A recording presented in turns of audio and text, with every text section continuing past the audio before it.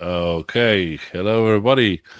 It's Mateusz Szukaj. I'm heading Gamecast, business and games, and with us is Bogdan. Can you tell me your surname, how to pronounce it, just like 100% properly? Oprescu. Oprescu. Okay, because I was thinking Bogdan Oprescu from Wolcen Studio, Wolcen Game, and yeah, that's our the topic for today. A bit of changes on the podcast itself. Will be I will be trying to kind of transform it into being a standard thing. Hopefully, at least twice a month when it comes to having an English speaking episode, because we're traditionally having or always had the Polish version, but I would love to have some also international guests along the way. I think Bogdan is the perfect guy for it, since he's kind of local when it comes to Central Europe, but also international. And when it comes to you don't work in, do you work from France, right? I work from both offices, so both from France and from Romania, mainly in Romania. Okay, so you're local and international. That's good. That's the best delicacy out there. So yeah, Bogdan, I told you a bit about the podcast as it is.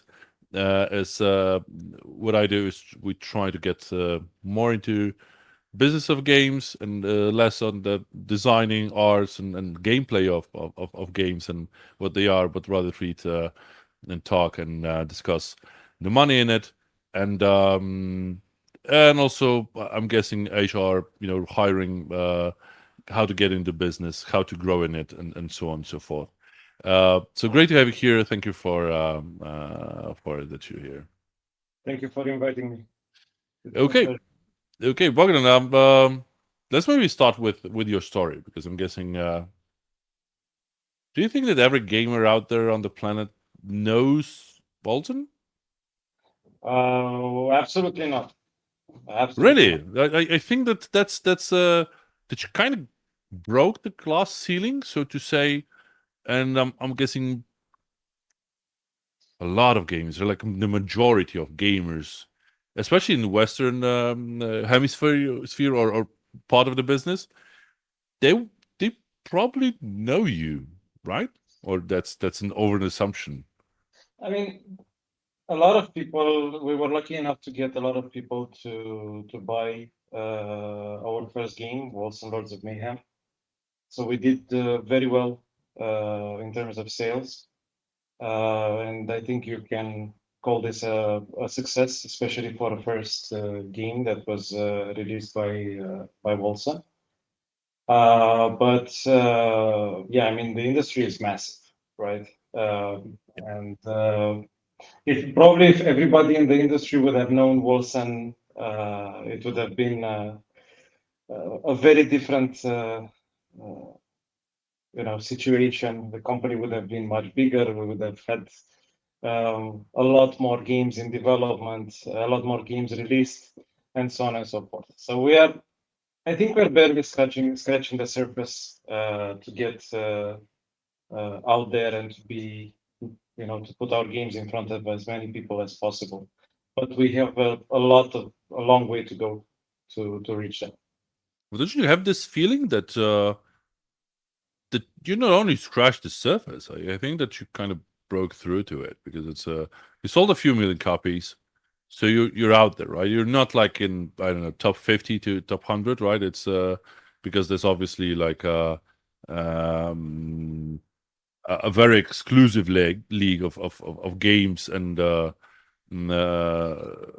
IPs. So you're just right behind that, somewhere along of those games that sold some millions of games, which is also a very exclusive part of the business. But I'm guessing that you have a widespread recognition among gamers, and it's for some studios it never happens. For some studios it doesn't happen until they do their, I don't know, fourth game or fifth. So you're pretty well lucky. Is a bad word here, right? Because it didn't happen Yes. overnight. But Yes. do you kind of feel that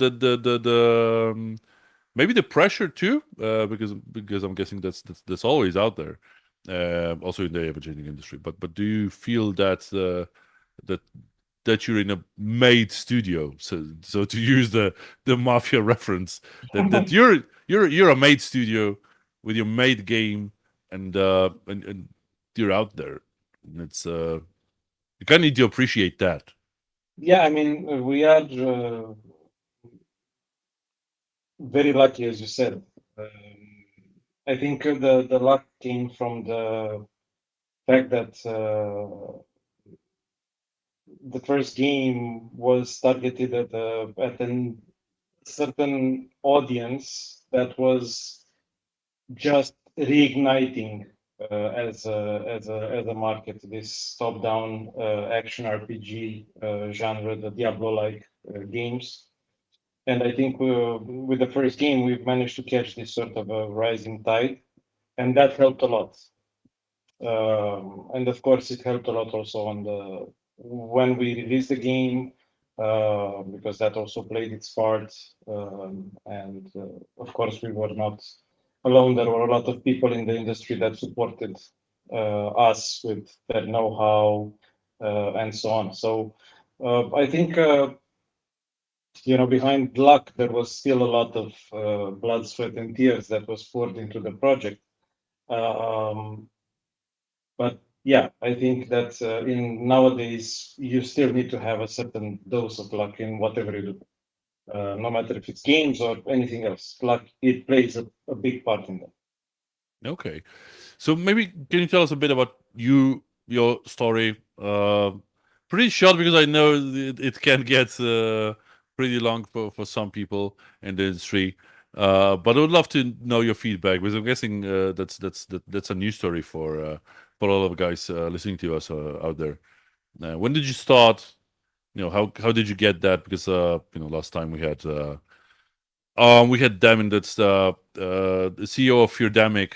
That's he was uh, a finance guy that eventually grew into being a CEO, and Mm. he's very grateful for from jumping from the corporate slash finance stuff to being in the industry in the position that he kind of can do games and he was very happy about that, and I also do get that because I've never been a developer myself. But what's your story? Yeah, I think the story we have to turn back the time quite a bit.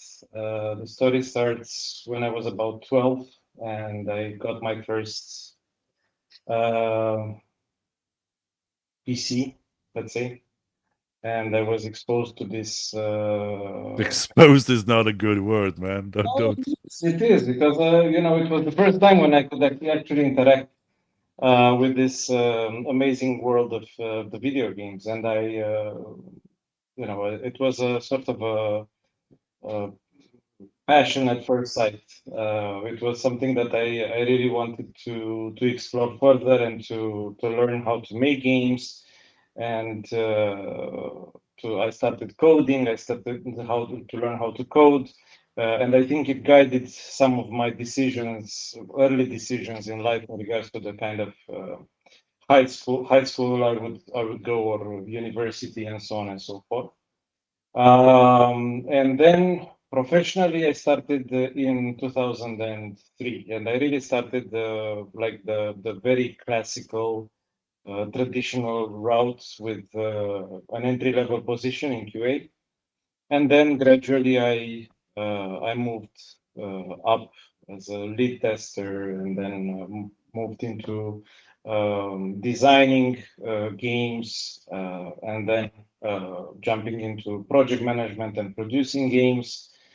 And then, of course, I started having more appetite to explore other areas of game development, because it's more than just development that makes or breaks a game. It's also about customer support and business development and publishing and all sorts of other areas which contribute to the success of a game. So I've tried to learn different, and I my roles changed. So I try to learn a bit of everything to understand exactly how things are working. I also had my own company for a while, and when the pandemic hit, we stopped with it. And then I went a bit into consulting, and yeah, since 2020, I am part of Wolcen. I initially joined Wolcen as a consultant, then full time opening the Romanian studio, so the first studio of outside of France for Wolcen. And then starting last year around June, I became the guy who is managing the entire company. And yeah, so that's pretty much in a nutshell. And I think you know, as an anecdote, um, when my mom was seeing me playing so many games and you know, not doing that great in school anymore for a while because I was just spending too much time in front of the screen. She started telling me that I will never do anything with just that to you know make money out of it, and I should really get my head together and learn a real job. So My I think parents, my parents tell one, me the same thing. yeah, I mean, I think it's not a unique thing, but it happened to me as well, and I think part of the motivation, besides the passion, was to also prove to my folks that actually you can make money out of this and you can make a career out of this. And it's good to combine passion with the job. It's I think us in the gaming industry were very lucky that we are able to combine it. Right. Um, okay. What do you think, or maybe let's get dropped into uh, like the industry talk because I'm selling so many copies of Walton in a very specific market and well, not a niche, but at some points like the cornerstone of games as they are, because action RPG, whatever the this zone of industry is called right now. It's uh it's hard to not notice that there always been games like that, and there always been a very small group of studios who and games that really made it. And as mentioned, you obviously did. So what can you tell me about? And you mentioned also the wave that you kind of used up with Wolcen premiering. So what's the scope right now? Where are action RPG games right now, comparing to like a few years back or around Wolcen premiere, or at least the last 2-3 years? Then what's the future out there? Because I'm guessing that I'm not sure if Diablo 4 has become whatever anybody expected in this grand scale. I liked it either way, but I was never perceived as a hardcore Diablo player or whatever. Uh, but uh, but I'm thinking what will happen next. What's your take on that? I mean, like in a lot of other creative industries, I think there's always a bit of a cycle. There are genres that um, genres don't disappear in games either. They just go through a bit of a hibernation period. It happened with strategy games. It happened with action Yeah, RPGs. It happened with a lot of different genres of the industry where the market got oversaturated, and then they went into a bit of a hibernation period. But then the appetite came back, and more companies are going on onto that. And I think that with the action RPG genre in particular, the situation is pretty much similar. As I was saying, when Wolcen was launched, there was already a bit of a wave rising. We had Grim Dawn already out. We had Path of Exile. So there was already the genre was already making a comeback, and of course, more and more titles came out. I think why there are not as many titles like action RPG compared to first-person shooters, for example, is that it's because they are pretty tough to make, to create. You need a lot of design, you need a lot of time to invest and to spend and to because you also need to try to innovate a bit into what you're doing. You cannot just rinse and repeat and expect a lot of success. I think we have a lot of examples from this year where not having enough uniqueness, not having enough points of attraction, even with large budgets, you still end up unsuccessful. And I think this is why the action RPG genre, while it will increase, and I think there is still room for growth, it will never become as main trend as first-person shooters in terms of the amount of companies that develop this kind of games. As a user base, yes. I mean, Diablo 4 sold a lot of copies. Path of Exile is doing incredibly well, and Path of Exile 2 is coming.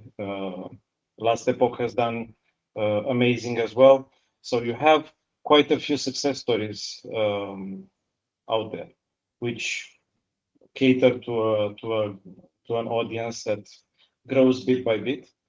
And I think it's up to each of these companies, including ourselves, to come up with additional elements of innovation to push the genre forward. Like one example that I can give is that back a few years ago, people were accustomed to just play with these kind of games, to just play it with mouse, point and click, and that's how they were playing it. A few years back, and you see it already in the new generation of action RPGs, there was a transition towards the WSD movement, so the twin stick movement, which is catering to a bit of a bigger audience, and it's also much easier to adapt it for controllers and so on and so forth. So you need these sort of innovations to keep the genre relevant for what the audience expects. And just creating a very bland, very classic experience, it's no longer enough to have success. Yeah, it's changed a bit with, I don't know, maybe a bit Vampire Survivors, since it's now you can see a few games being produced that are basically action RPGs joins or meets the Vampire Survivors. So it's a it's not like an idle RPG. That's eventually that's a funny thing. That's at one point in the 90s or late 90s or early 2000s, whoever kind of wanted to do some RPG game, Diablo set such a high standard, it was very difficult to catch up with it. And there's been like a huge trend, obviously in the Asian markets, for years and years for browser games and so on, and now mobile games that picked up, idle RPGs in the end, but eventually throughout the years on some variations of RPG games that hoped to have the hack and slash element, but at times didn't have, or it was some variation of a turn-based phenomenon.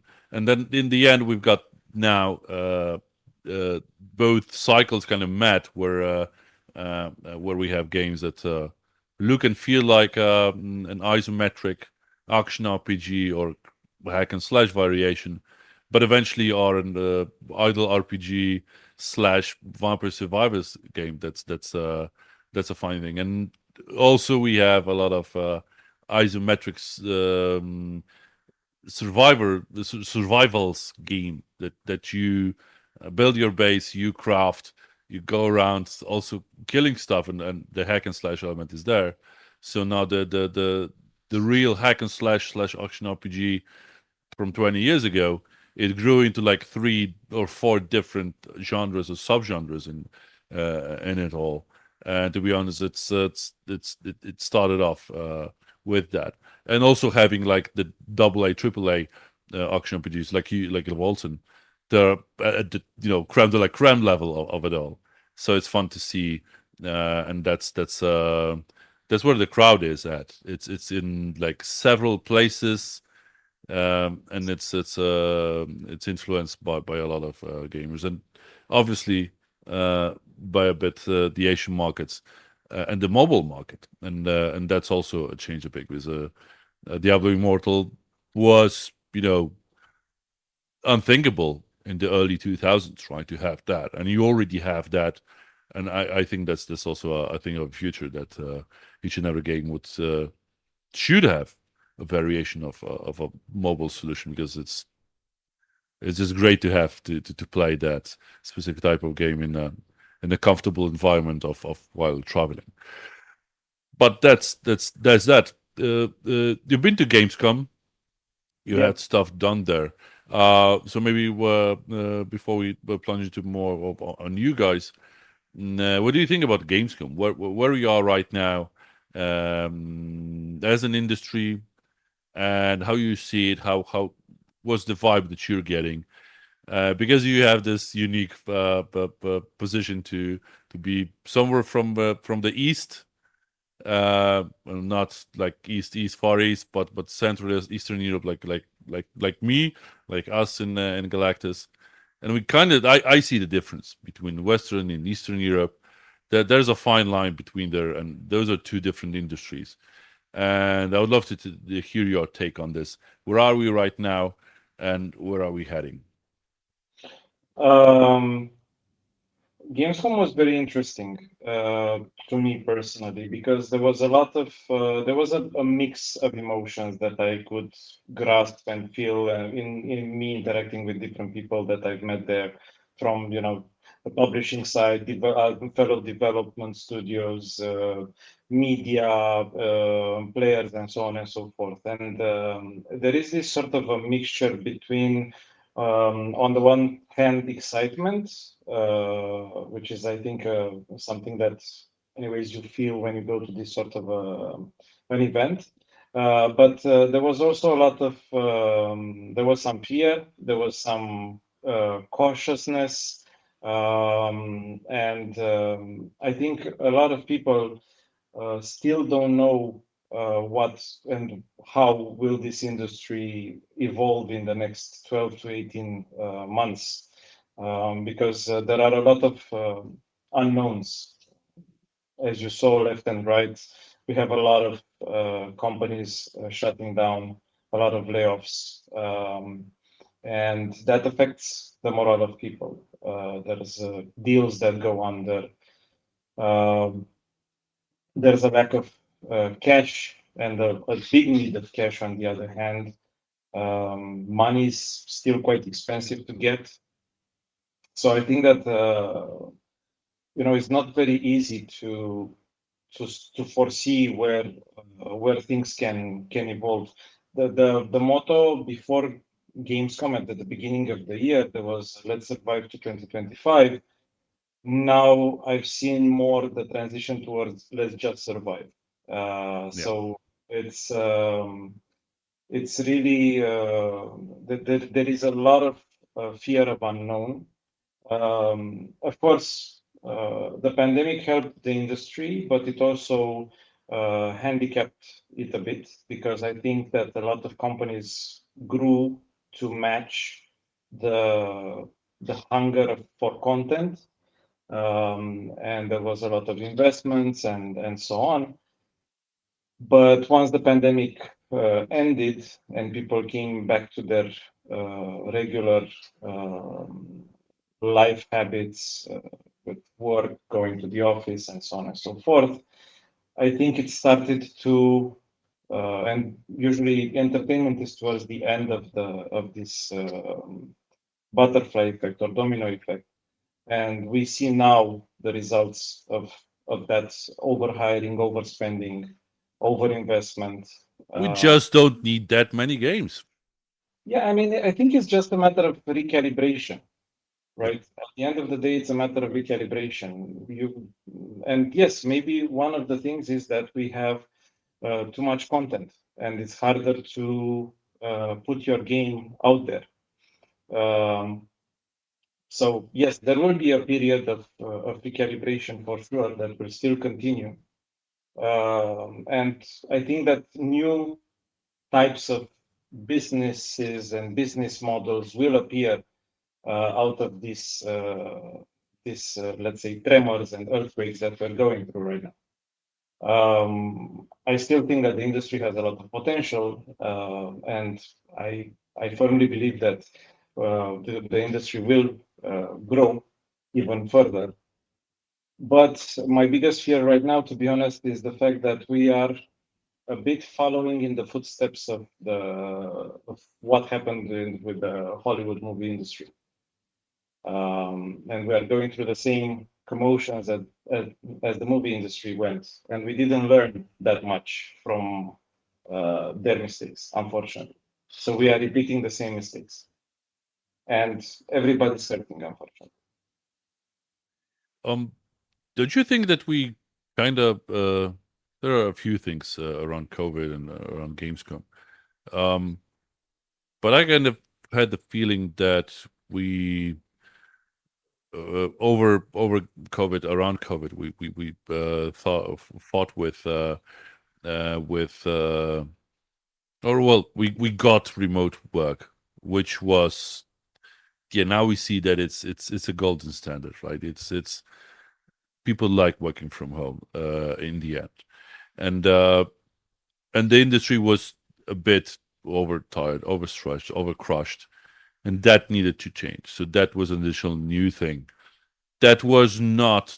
We had some movement along that way to fight with that, but never got like the real push. And during COVID, we got the push that, hey, people can't work in those environments, right? Game dev is that should be a normal business, that you can't crash for 2-3 months before the premiere, because it's too bad for it's bad for people in the long run, and people burn out. And obviously all the different I don't know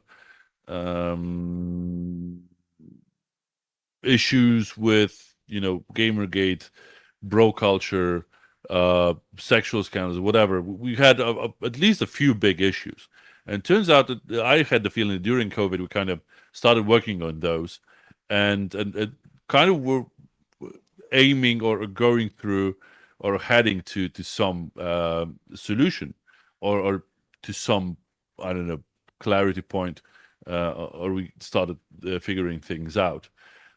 And at some point it got stopped because the industry got not crashed, but well, had banged the wall, or the crisis came, whatever. Because I'm not sure if you've seen that on Gamescom. I've seen that some studios, some publishers, some people in the industry, they don't say there's a crisis at all. There are some that say there is a big crisis. There's a deep crisis in the industry. And to be honest, I'm not sure what's the case anymore, because I've seen so many games at Gamescom that got funded, although they were barely games. And you do you, right? You, if you got the money, do the game. That's fun, right? But I've seen so many games that shouldn't get the money, and they eventually did. And on the other hand, I've seen very talented studios that get no funding at all, and that's the beauty of the market and the beauty of the industry. So can we get to this point where we kind of sit down as an industry, and really approve the like industry standards, that we shouldn't be working 60 hours a week, that people shouldn't be fired just like that, as they do in Poland? They're everywhere around, right? You see a project being cut, and it's 300 people off. So it's a difficult, uh, tiring job, and a stressful one. But we haven't even figured out the standards of the industry. Are we getting closer to any point? Because I see like the crisis, if it's out there, if it's real, it kind of broke the cycle or broke our move forward.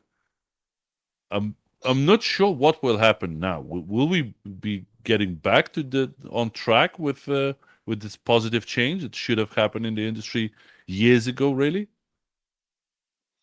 Well, there's a lot of things here in what you said. Yeah, I know. I know. Like if we start with the remote work part, right?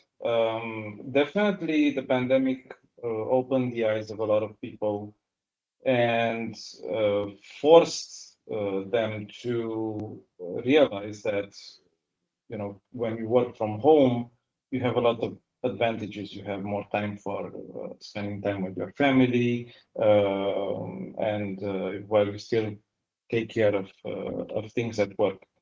Um, but of course, if you do that for a long period of time, some people can adjust to that, some people can't. You have people that, and I've talked to, and I have friends in the industry that prefer to go to the office. And I think that why? Because they feel that when you work from home, the biggest issue there is that you do not have any more boundaries between work and personal life. You pretty much have everything in the same place. You sit in front of your computer, you work, you stand up, and you are already into the personal part of your life. And I think for some people this is tough to manage, and they prefer to actually go in a place. And I think that the best thing that companies can do is to offer the possibility for people to go to the office whenever they want. Unfortunately, what I've seen, and I think you saw it too, is that companies are starting to implement this return to office policy, which is either full time or hybrid. And I think, I mean, everybody decides what they want to do and with their strategies and with their companies. But I feel that it's very hard to. People already went through a big emotional impact when they had to isolate themselves and work from home. But they managed to adapt to that, most of them. Now you are asking them again to change their way of living, which is not very easy to do. Some of these people moved away from the big cities that were more expensive, and they ended up working remotely from, you know, the suburbs or even small towns and rural areas. Why? Because they felt that, you know, why should I pay double the rent for an apartment in downtown when I can just have a little house and I can rent out or buy a house somewhere up in the hills. So my quality of life is getting better.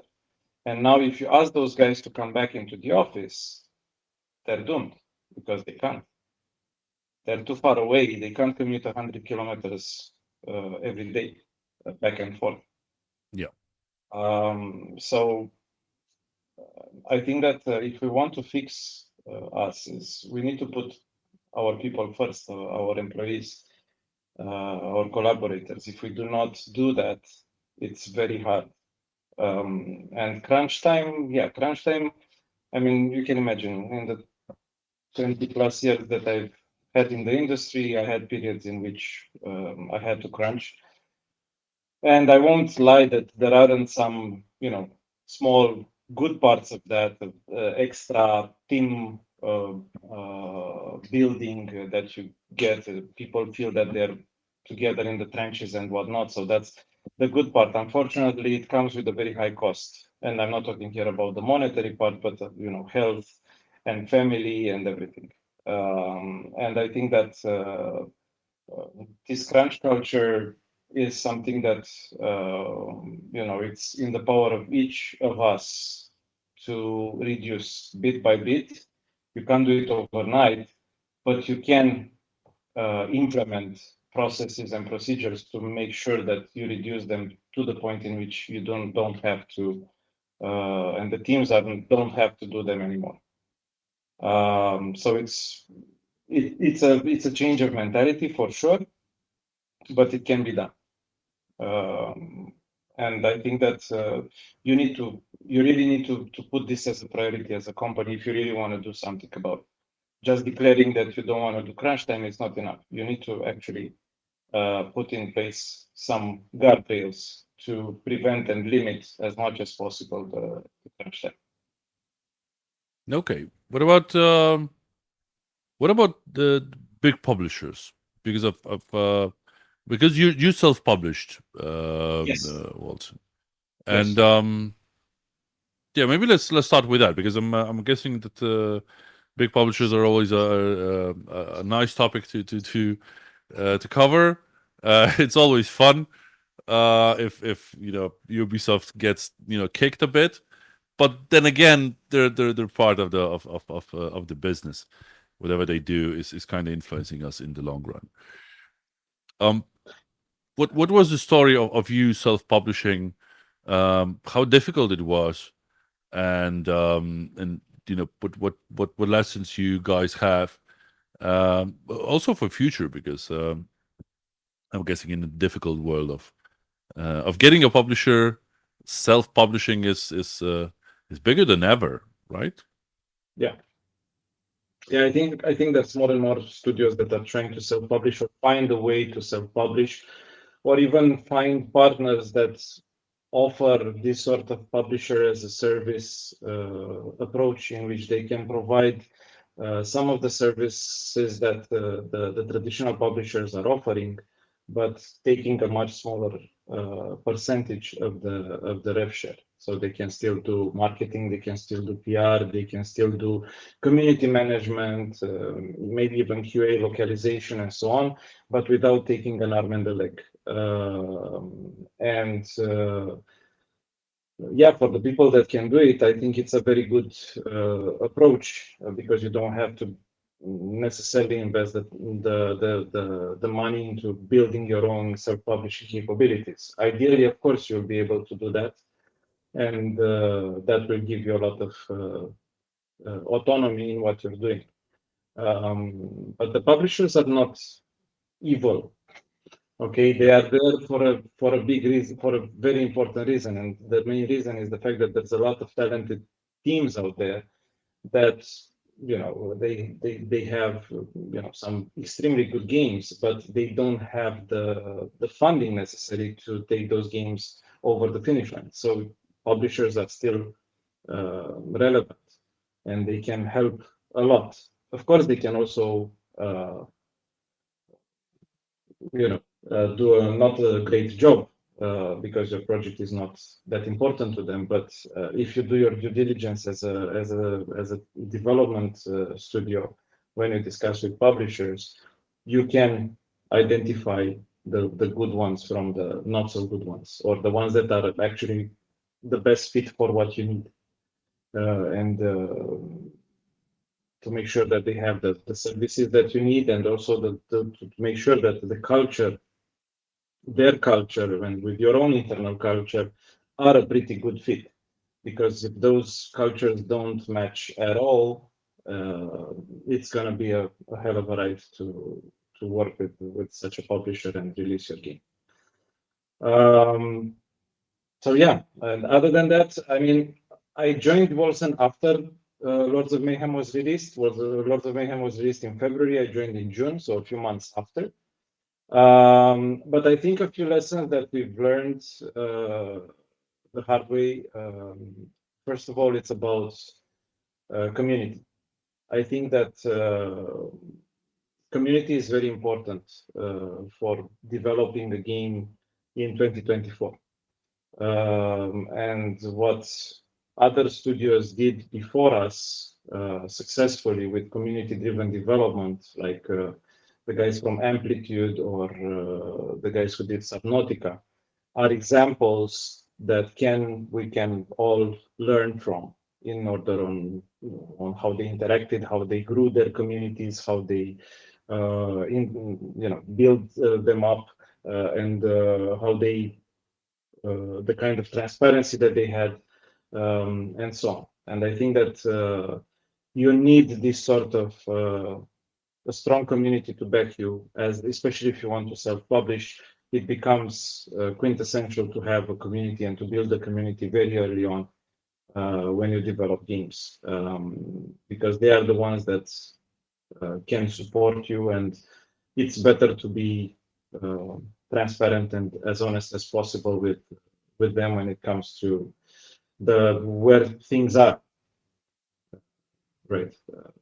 And we had some very interesting discussions at Gamescom, but even before that,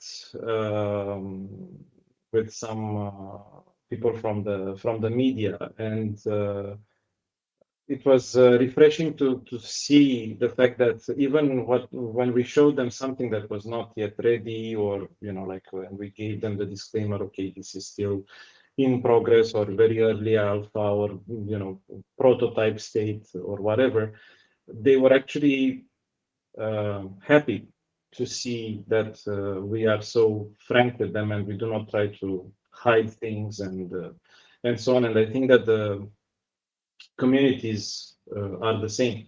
And at the end of the day, we're all human beings.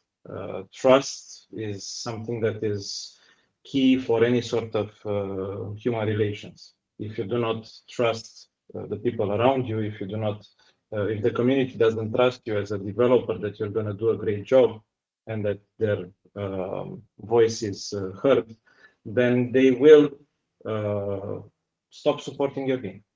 They will stop playing it, they will stop giving you feedback, and gradually they will become aggressive towards you, and partially they are right to do so. So I think that one of the big lessons learned is this. Love your community. Community matters, and without it, you can't achieve much nowadays. Okay. Where in that community-driven discussion is Concord and Autos? Because those are two different situations. To be honest, I'm not sure what happened, but two big titles, they have some issues. Like Outlaws maybe less than Concord, but it's a difficult time, right? Straight after Gamescom, you've got a pretty big game that gets closed after a week. Yes. That's there's obviously a flop, but then again, was it unexpected? I mean, depends on who you ask. You as an industry expert and veteran. For me, regarding Concord, all the respect for the people that worked on the project, and I think they've tried their best to do something that is good. The biggest problem with Concord is the fact that they have, I'm sorry to say so, but they have no unique selling points. They don't stand out with anything. And I think this is what actually a lot of media outlets and players realized. That's why their sales are so bad, and they ended up deciding to shut down everything and actually refund everybody who purchased the game. They were just not able to position the game in a way that it's appealing for the market. So maybe we have learned from something or know Yes. better than Hollywood. Hollywood doesn't return your tickets right after a bad movie. It's a bad premiere, and the studio says, "Okay, what can you do?" Right? Let's move on to the next project. But games are different in that way. We've got redemption stories, we've got returns, we've got apologies, we've got sorry.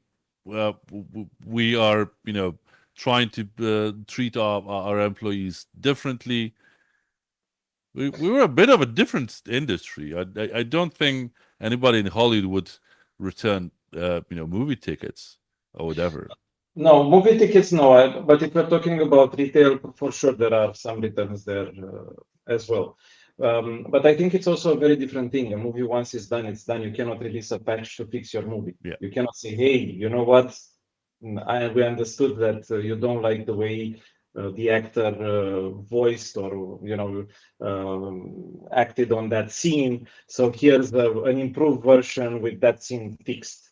Nobody does that in the industry, in the movie business. What you see is what you get, and that's it. That's the final product, and whether you like it or not, that's what it is. In gaming, we have the luxury, so to say, even if it's costly, to actually improve and fix the experiences that we're providing to the players if we listen to their feedback. I think that Cyberpunk is a wonderful redemption story, to be honest. The game initially released, and it was we all know. We don't have to go into details, but they were able to make a comeback. They were able to transform and fix the issues that they had, and they kept on doing it up until they were able to appease the community. So I think it's really something that we can look towards. I'm not sure if you had that similar type of conversation on Gamescom or around, but I've had it a few times. That Cyberpunk is no longer considered, excuse my French, but a fuck up story. It's no longer it's still a bit of a redemption story, right? But I think right now it's also a story of it's been 4 years. It's been a lot of time, a lot of changed around it, and in the industry. And I see right now, I've seen it through in a few of my conversations that Cyberpunk is treated as a wise lesson to us all, meaning that although it's been a dire situation, a crazy big one, and eventually something good grew out of it. I think some people not included or involved in Cyberpunk at all. I think myself including, I would say I'm proud of the way CD Projekt handled that, but we as an industry handled that, and that's a story of how can we become better in just treating ourselves with respect in the end. So that story kind of elevated itself up. I'm not sure if you had that that approach somewhere in your industry conversations. Yeah, I mean, it's I think because CD Projekt was known for their Witcher series, and Cyberpunk was actually the first foray outside of that universe. It was challenging to do and to create a community around a completely different game with a different art style and different setting and everything else. But yeah, I think that us as game developers, but also as gamers, CD Projekt is one of those companies that we look up to in terms of quality and what they can deliver and everything else. And I think that was also one of the reasons why people in the industry as well rooted for this redemption, and they cheered on, and they were happy to see that things managed to, the company managed to fix the things and fix the game and appease the community. You mentioned also Outlaws. Outlaws is a very different situation, in my opinion. It's a good game. It's a good game, and I think that if you look at the Metacritic scores, it shows. It's 70 plus. It's all green across the board. The team has done, again, they worked a lot on the game, and they poured all their passion and skill into that. So it's a bit of more of a mixed bag than in the case of Concord. Right? I just think that Star Wars as an IP just transformed in the last decade or so. And for people that are still sticklers for the original version of the universe, any sort of changes that happened they reacted negatively towards it, and that's why you have the player score so much lower, 5, 6, and whatnot. But again, now it's only a matter of seeing what the team and what Ubisoft will do in order to fix it and fix the relationship with the community, because the game just released, so they still have time to I'm do. I'm not sure if that's a far stretch, but I somehow believe that Acolyte TV series didn't help to them, because it's we had a period where Disney Star Wars was, praised, right, for a few things, for a few movies. I don't know, Rogue One, but also Andor, and a few in between. But then again, now they're on a way down. So I'm not sure if that kind of influenced whatever happened with the Outlaws. But I also seen a bunch of videos that you know that the game is not performing at all. Or it's not about wokeness or no wokeness. It's still about the mechanics or just the bugs or whatever. So I'm guessing that's um, yeah, that's unforgivable again. And I think that it's at some point it outgrew the scale of it all, and people just got mad. And there's a boiling point that you kind of can't cross with games, right? Because there's you don't have that line with music industry or Hollywood or whatever, right? Or whatever other entertainment industry. We've got that boiling point where you can't piss off your crowd, right? Because you can crush, and that's that. Yeah. But yeah, at the end of it all, thank you very much for being here. But can you tell us a bit more on what's next for you guys? I do know that you can't say a lot, so whatever you can say, that'll be much appreciated, because I'm guessing you do. And we've talked about it. I know that you have a heavy burden or a responsibility or whatever it's called, but you've got a lot to work up to and prove and deliver, and anything you do will be kind of looked very thoroughly by the community, by media outlets, by influencers, and I do know that you get that. But can you tell us a bit more on what's next for you, for Wolcen?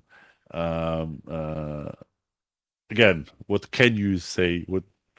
Whatever you whatever you can say, whatever you can't, that's fine too. We'll get another round like in a few months, then maybe we'll be able to tell more a bit. But I think that's a teaser podcast. That's the teaser podcast for our Yeah. second episode in a few months. Yeah. I mean, we are also embarking a bit on a redemption arc as well. I mean, Wolcen Worlds of Mayhem, we had the luck to sell a lot of units, but as I said, we learned a lot, especially on how to interact with or how not to interact with the community. And I think that this is going to be one of the toughest challenges that we will be facing and this is one of our focuses, and this is what we're working on right now, is to how to make peace with the community that we have and how to grow it, because we have a lot of have 3 different projects in development in different stages, and we look forward to start sharing them with the community and get feedback. So there's a lot going on. Gamescom was very busy for us because we had one game in the consumer area, one game showcasing it to media behind closed doors, and another one presenting it to different publishing partners. So we had a chance to to do all of that, and yeah, I mean, in the next few months, we're going to start announcing some of these games, and then it's up to us to make sure that we've learned and we can prove that to the community that we've learned from our past mistakes. and we're gonna do better second time around. Because the team is much bigger right now, the team is more experienced. We've hired a lot of talent from everywhere across the globe, and now it's up to us to prove that we are much more mature as a team, and we understand much better what we need to do in order uh, to repeat the success. Because I think this is one of the biggest challenges any company, any game development company has. Of course, the first challenge is to actually make a game that is successful. But the second challenge, and sometimes I think it's even bigger than the first one, is can you repeat that success? Can you piggyback on the first game success and create even better experiences for your audience? I think that's the challenge that we are facing right now with the second wave of projects. And yeah, I think the teams are very excited and really look forward to start interacting and sharing builds with our players and future players. Great. Um, Thank you very much for that. So something's cooking, and we'll hear about it in a Yes. while. Again, a teaser approach that we have right now. Yeah. And as a last thing, any words of advice for the young guys out there, uh, women and men getting into game dev or starting their first job, um, or maybe a second one, but also thinking about going indie, and doing a self-publishing deal or whatever they might be thinking at. What's like, you can give a few advices, you can give just one golden one. What can you tell to the next generation of game developers that you probably have also seen at Gamescom? Because I've seen a lot of 20, 21 year olds pitching games. So that's a whole new generation. Because those guys don't remember the 90s, that they don't remember early 2000s, No, that they don't remember Need for Speed Most Wanted, right? So that's like few generations ago, and they're here. They're making new games. They're out there. They're coming for our jobs, obviously. But outside of that, what words of wisdom can you give those guys? to keep following their passion and not give up. There will be ups and downs. They might get rejections from publishers, but the right partner will come up. If they believe in their game and if they believe in their talent, sooner or later they will make it. It's just they need to have a lot of grit, and I think that's the most important thing that you need to have nowadays, grit and resilience, because the industry is tough. It's much tougher than 20 years ago, and the competition is much bigger. But I've seen some amazing creative ideas at Gamescom and in various online media from very small teams. So there is still a lot of room for creativity and for creative projects, even for small teams, and they can find a success. But they just need to believe in themselves and they need to be prepared for a roller coaster ride because game development is like that. Okay. Okay. Thank you very much, Dan. It's been a real pleasure. Good luck on your well, again, 3 projects in the work. So that's an update that looks good. Uh, all the best on the process. I know that you've been working around for a while now, so it's we're kind of knowing that 3 projects at a stage that they're already being done for years. Um, so thank you again for being here. Thank you for your feedback. I'd love to have you around again in a few months that you can tell a bit more about the projects, especially that one project that I'm guessing everybody's thinking of. But again, let's hear about it in a while. And for now, thank you very much. And but yeah, Godspeed. And let's It was a real pleasure, and looking forward to our next conversation in a few months. yeah. Thank you very much. Then, thank you everybody for watching and or listening. If you got any questions for Bogdan after this, please do so. I'm in direct contact with the guy, so I can pass on any questions. And yeah, thank you very much. And let's hear each other probably next week. Thank you very much. Take care, guys. Bye. Bye.